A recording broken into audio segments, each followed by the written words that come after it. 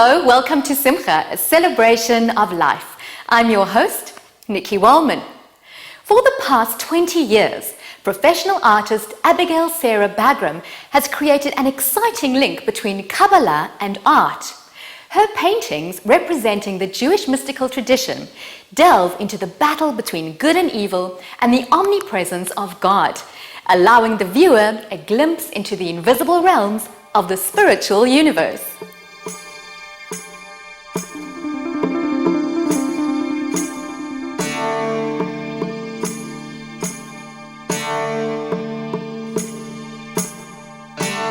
I'm an artist and I love painting, but I've also got this side of myself where I like to study and I like to do research.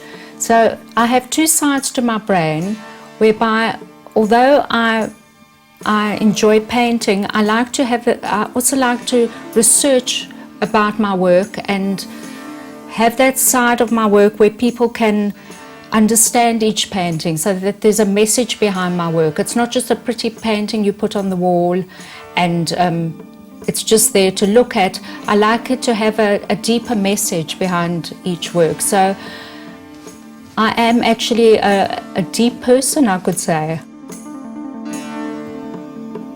I've never been able to accept life just for what it is. And even as a young girl, I used to think to myself, I'm not happy just to accept life for the physical reality of what it is. And I used to say to the rabbis, I need to know more. And they used to say, no, you're still too young and you need to wait till you're 40 years old. And it used to really upset me. And I used to think to myself, well, I'm not prepared just to accept that. And I used to look at the Indian religions and they used to give me some answers. So I used to learn about Jewish mysticism by myself, basically, and I used to choose my own rabbis who would help me, and I'm still researching, I'm still learning. I travel the world, and that's the way I learn.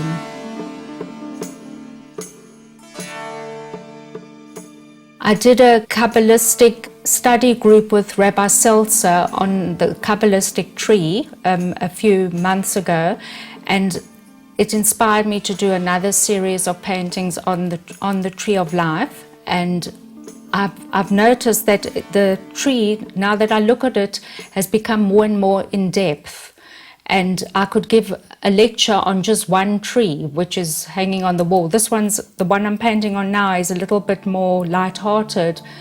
And if you have to come and look at it, it's more or less showing how the tree is protecting Israel, but the other series of trees are so involved that I would have to write pages and pages of notes in order to explain them. But at the same time, I want them to obviously work just as works of art. So, it depends on what your state of being is and where your soul is at the time, how you would understand the work. Many of my paintings are used for meditation. I have many especially my trees of life, where I have the symbol of the tree with the Sefirot, can be used as a form of meditation. Both those paintings and my mandalas can be used as meditative tools. I've specially produce those paintings for meditation. I use them myself for meditation. I have them upstairs where I do my academic work. Sometimes just to center myself in the morning, I sit down and I have a postcard of my work and I look at the tree and I sit and I meditate and I take different sefirot of the trees and I try and work on one sefirah each day and try and focus on that sefirah and use that point of meditation for the day so that I can center myself.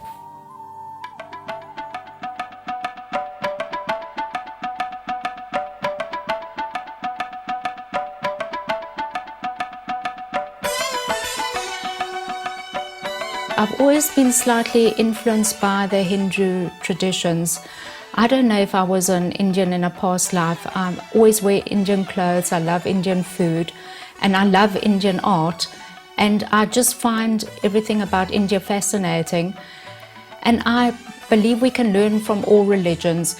It doesn't mean that we have to take on the other religious tradition, definitely not, but we can bring in little bits of other people's religious traditions and make our own religion more fine. And that's what I tend to do. I've got little bits of Buddhism floating around my work, little bits of Hinduism, but my main, it's like a rose. I have little petals of different traditions, but the main rose is of the spiritual traditions of Judaism. Rabbi Cook has been my greatest inspiration academically, and I think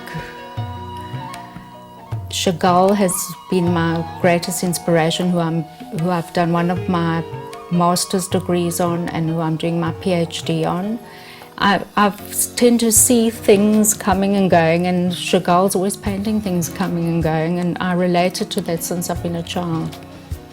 So, you know, he actually, it gave me the confidence that I wasn't actually the only person who saw things flying around, and I was fine. It's fine to be like that.